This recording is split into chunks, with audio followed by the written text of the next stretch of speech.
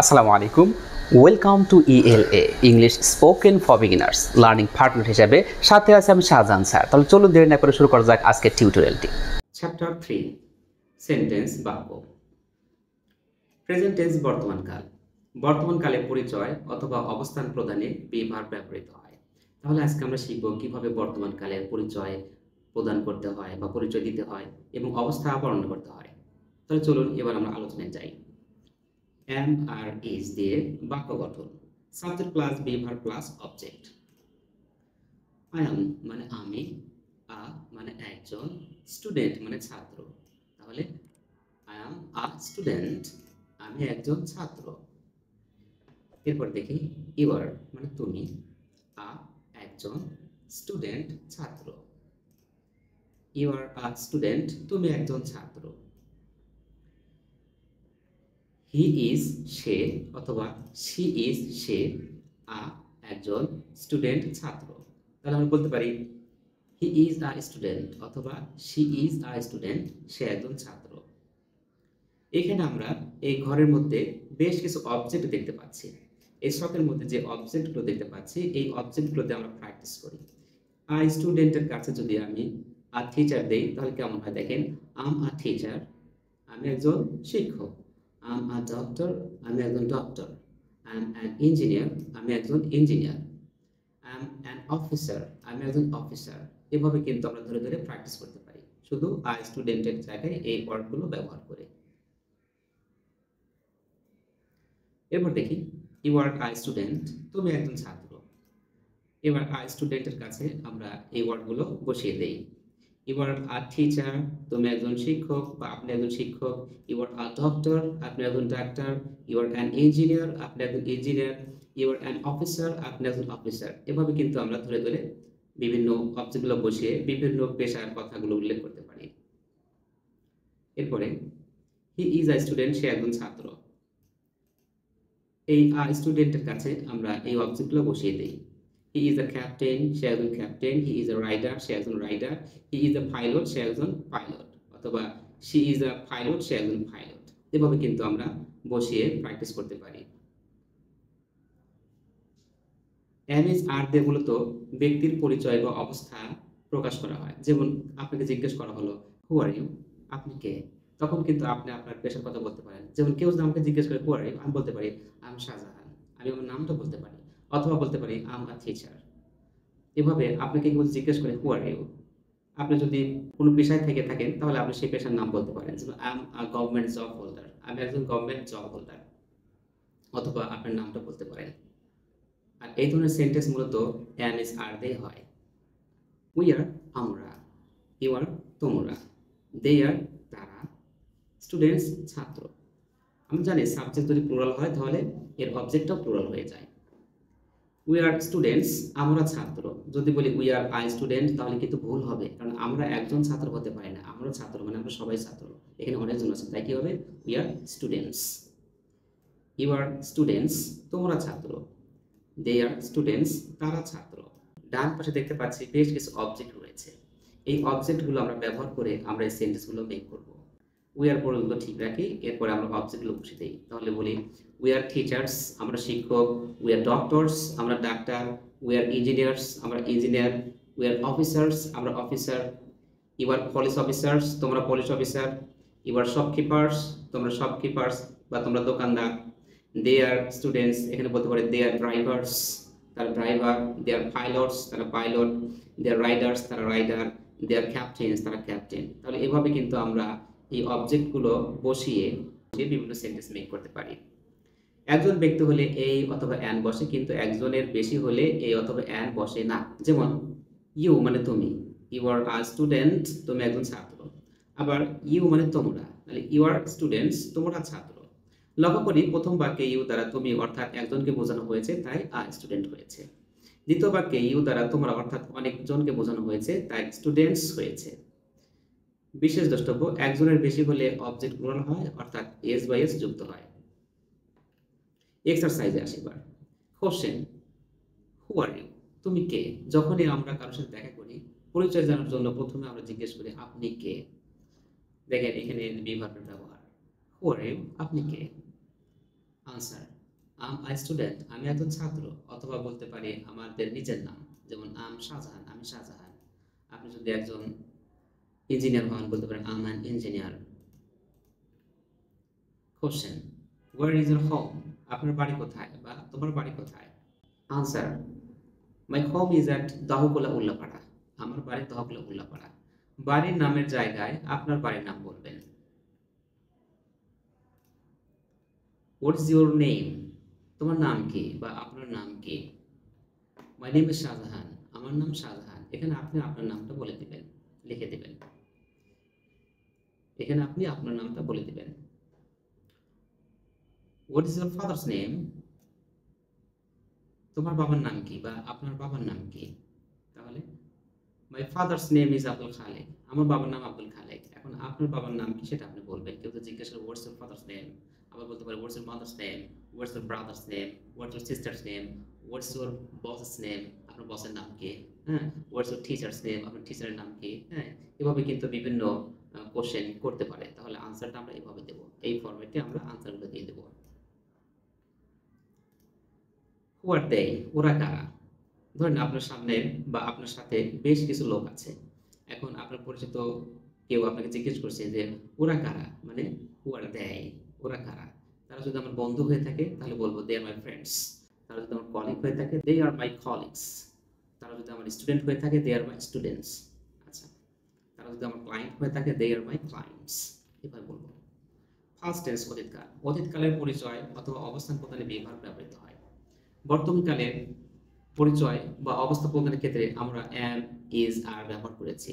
আর অতীতকালের পরিচয় বা বর্ণনা প্রদানের ক্ষেত্রে আমরা ওয়াজ ওয়ার ব্যবহার করব। এখন দেখি আমরা এটা কিভাবে ব্যবহার করব। ওয়াজ ওয়ার দিয়ে বাক্য গঠন, সাবজেক্ট প্লাস বিভার প্লাস অবজেক্ট। আই ওয়াজ, আমি ছিলাম। আই ওয়াজ এ স্টুডেন্ট, আমি একজন ছাত্র ছিলাম। ইউ ওয়ার, তুমি ছিলে। ইউ ওয়ার আ স্টুডেন্ট, তুমি একজন ছাত্র ছিলে। হি ওয়াজ, সে ছিল, অথবা শি ওয়াজ, সে ছিল। হি ওয়াজ এ স্টুডেন্ট, সে একজন ছাত্র ছিল, বা শি ওয়াজ আ স্টুডেন্ট, সে একজন ছাত্র ছিল। জিম ওয়াজ, জিম ছিল। Gym was a student, Jim একজন ছাত্র ছিল। উই ওয়ার, আমরা ছিলাম। উই ওয়ার স্টুডেন্টস, আমরা ছাত্র ছিলাম। ইউ ওয়ার, তোমরা ছিলে। ইউ ওয়ার স্টুডেন্টস, তোমরা ছাত্র ছিলে। দে ওয়ার, তারা ছিল। দে ওয়ার স্টুডেন্টস, তারা ছাত্র ছিল। এখন আমরা এই স্টুডেন্টসের জায়গায় আমরা অবজেক্টগুলো বসে দিতে পারি। যদি বলি তারা শিক্ষক ছিল তাহলে দে ওয়ার টিচার্স। আচ্ছা, যদি বলি তোমরা দোকানদার ছিলে তাহলে ইউ আর শপকিপার্স। যদি বলি তোমরা মাঝি ছিলে ইউ আর বোটম্যানস। যদি বলি তোমরা ড্রাইভার ছিলে ইউ আর ড্রাইভার্স। যদি বলি জিম একজন পাইলট ছিল, জিম ওয়াজ আ পাইলট। যদি বলি সে একজন ইঞ্জিনিয়ার ছিল, হি ওয়াজ অ্যান ইঞ্জিনিয়ার। এভাবে কিন্তু আমরা সেন্টেন্স মেক করতে পারি বিভিন্ন ওয়েতে। ফিউচার টেন্স, ভবিষ্যৎকাল। ভবিষ্যতের পরিচয় অথবা অবস্থান প্রদানে বিভার ব্যবহৃত হয়। উইল দিয়ে, উইল বি দিয়ে বাক্য গঠন, সাবজেক্ট প্লাস বিভার প্লাস অবজেক্ট। একটা মজার ব্যাপার হলো যে যখন আমরা ফিউচার টেন্সের কোনো কথা বলবো সেই ক্ষেত্রে দেখা যায় যে সাবজেক্ট যাই হোক না কেন উইল বি বসবে। যেমন আই উইল বি, আমি হব। উইল বি মানে হব অথবা থাকবো। উইল বি মানে হব, থাকবো, থাকবেন, এরকম অর্থ প্রকাশ করে। যেমন আই উইল বি, আমি হব। I will be a student, আমি একজন ছাত্র হব। ইউ উইল বি, তুমি হবে। You will be a student, তুমি একজন ছাত্র হবে। হি উইল বি অথবা শি উইল বি, সে হবে। He will be a student বা she will be a student, সে একজন ছাত্র হবে। জিম উইল বি, জিম হবে। Jim will be a student, Jim একজন ছাত্র হবে। উই উইল বি, আমরা হব। উই উইল বি স্টুডেন্টস, আমরা ছাত্র হব। ইউ উইল বি, তোমরা হবে। ইউ উইল বি স্টুডেন্টস, তোমরা ছাত্র হবে। দে উইল বি স্টুডেন্টস, তারা ছাত্র হবে। এখন আমরা এই অবজেক্টগুলো চেঞ্জ করে দেব। এখানে যে স্টুডেন্টস আছে স্টুডেন্টসের জায়গায় আমরা অন্য কোনো ওয়ার্ড ব্যবহার করব। যদি বলি যে তারা পাইলট হবে দে উইল বি পাইলটস। যদি বলি তারা বিজনেসম্যান হবে দে উইল বি বিজনেসম্যান। আচ্ছা, যদি বলি আমি একজন শিক্ষক হব I will be a teacher. যদি বলি যে সে একজন ড্রাইভার হবে he will be a driver. এভাবে আমরা স্টুডেন্ট এর কাছে বিভিন্ন অবজেক্ট ব্যবহার করে আমরা সেন্টেন্স মেক করতে পারি। বিভার্বের ব্যবহারগুলো দেখি। পজিটিভ সূচক, সাবজেক্ট প্লাস বিভার প্লাস অবজেক্ট, যেমন হি ইজ আ স্টুডেন্ট, এতক্ষণ যে আমরা প্র্যাকটিস করলাম এরকম। না সূচক, আমরা কখনো কখনো হ্যাঁ সূচকও বলি এবং না সূচকও বলি। যখন আমরা না বলি সেটা কিভাবে বলি? যেমন subject plus be verb plus not. He is not a student, সে একজন ছাত্র না। তাহলে হি ইজ আ স্টুডেন্ট, সে একজন ছাত্র। He is not a student, সে একজন ছাত্র না। এখানে সাবজেক্টের পরে দেখেন ইজ পর্যন্ত ঠিকই আছে, এরপরে কি বসেছে? একটা নট বসেছে। এই নট বসায় এটা নেগেটিভ হয়েছে। এরপরে আসে ইন্টারগেটিভ প্রশ্নসূচক বাক্য। Be be verb plus subject plus object. যেমন ইজ হি আ স্টুডেন্ট, সে কি একজন ছাত্র? আচ্ছা, ইন্টারগেটিভ প্লাস নেগেটিভ প্রশ্ন ও না সূচক। Be be verb plus not plus subject plus object. দেখেন is plus not plus subject plus object, তাহলে is not he a student, সে কি একজন ছাত্র না? এখন আমরা এই স্টুডেন্টের কাছে আমরা অবজেক্টগুলো লাগিয়ে দেবো। এর এখানে যে অবজেক্টগুলো যে আছে, যদি প্লুরাল হয়ে থাকে তাহলে আমরা এই অবজেক্টগুলো ব্যবহার করব, আর যদি সিঙ্গুলার হয়ে থাকে বা একজন হয়ে থাকে সেক্ষেত্রে আমরা এটা ব্যবহার করব, এই অবজেক্টগুলো ব্যবহার করব। এবার আমরা উপরের অবজেক্টগুলো ব্যবহার করে আমরা বিভিন্ন সেন্টেন্স মেক করব। এটা আপনারা সেলফ প্র্যাকটিস করে নেবেন। Negative contraction. Negative contraction, contraction শব্দের অর্থ সংক্ষেপণ। নেগেটিভ কন্ট্রাকশনগুলো ভালোভাবে প্র্যাকটিস করে নিই। যখন আমরা না এই ধরনের কোনো বাক্য প্রকাশ করি, না সূচক বাক্য প্রকাশ করি, সেক্ষেত্রে আমরা এই কন্ট্রাকশনগুলো এভাবে ব্যবহার করব। যেমন অ্যাম নটকে আমরা কি বলবো? অ্যাম নট, সেটা ঠ এর মতো উচ্চারণ হবে, ঠ হবে। ইজ নটকে বলবো ইজ অন্ট, আর নটকে বলবো আন্ট, ওয়াজ নটকে বলবো অজন্ট, ওয়ার নটকে বলবো আয়ন্ট, উইল নটকে বলবো ওন্ট। চলো বি ভার্ব এর সেন্টেন্সগুলো প্র্যাকটিস করি। তাহলে চলেন এবার আমরা বি ভার্ব দিয়ে কীভাবে একাধিক সেন্টেন্স বলতে হয় সেটা আমরা বলি। এখানে পজিটিভ, নেগেটিভ, ইন্টারগেটিভ এবং ইন্টারগেটিভ নেগেটিভ, এখানে 4 ধরনের সেন্টেন্স দেওয়া আছে। এই 4টা করে টোটাল 12টি সেন্টেন্স এখানে রয়েছে। এই 12টি সেন্টেন্স আমরা প্র্যাকটিস করব, আর এইখানে যে অবজেক্টগুলো যে আছে এই অবজেক্টগুলো আমরা ব্যবহার করব। যেমন প্রথম সেন্টেন্সে বলা আছে আই এম আ রিডার, আমি একজন পাঠক। I am not a reader, আমি একজন পাঠক না। অ্যাম আই আ রিডার, আমি কি একজন পাঠক? Am I not a reader, আমি কি একজন পাঠক না। আই ওয়াজ আ রিডার, আমি একজন পাঠক ছিলাম। I was not a reader, আমি একজন পাঠক ছিলাম না। ওয়াজ আই আ রিডার, আমি কি একজন পাঠক ছিলাম? ওয়াজন্ট আই আ রিডার, আমি কি একজন পাঠক ছিলাম না। I will be a reader, আমি একজন পাঠক হব। I won't be a reader, আমি একজন পাঠক হব না। Will I be a reader, আমি কি একজন পাঠক হব? Won't I be a reader, আমি কি একজন পাঠক হব না। এখন আমরা আ রিডারের কাছে আমরা আ teacher, a doctor, an engineer, a pilot এগুলো আমরা ব্যবহার করতে পারি, এবং এই সাবজেক্ট আই এর কাছে আমরা বিভিন্ন সাবজেক্ট ব্যবহার করতে পারি। যেমন উই, ইউ, হি, শি, ইট এগুলো কিন্তু আমরা ব্যবহার করে বিভিন্ন সেন্টেন্স মেক করতে পারি।